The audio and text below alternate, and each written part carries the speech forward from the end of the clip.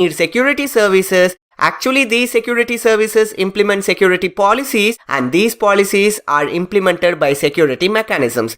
As mentioned, this is the definition available in the request for comments 2828. Let's see the various security services that are offered by the secured system. Basically, there are 5 security services. The first security service we would like to address is the authentication. What is this authentication? Actually, this is the assurance that the communicating entity is the one that it claims to be. Suppose if the communicating entity is claimed to be Alice, then authentication says that Alice only is accessing the data item or Alice only is accessing the system resources.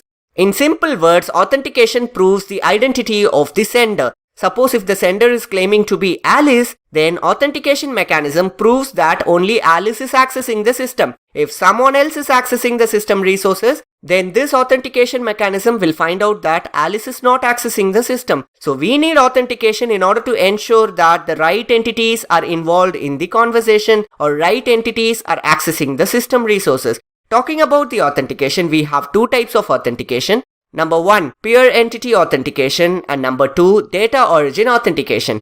Let's see an example. It will be more clear for you to understand what is peer entity authentication and data origin authentication.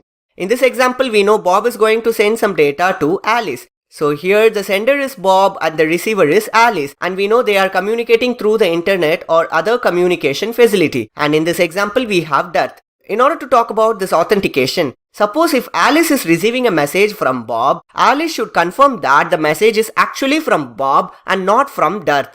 How Alice will find that? Alice will use the authentication service in order to ensure the message is from Bob only and not from anyone else. So this is actually authentication. Talking about the peer entity authentication and the data origin authentication, we know in the internet there are lots of nodes involved. Let's assume there are 2 routers that are connected to each other. When the first router is going to forward the data to the next router, that is its neighboring router,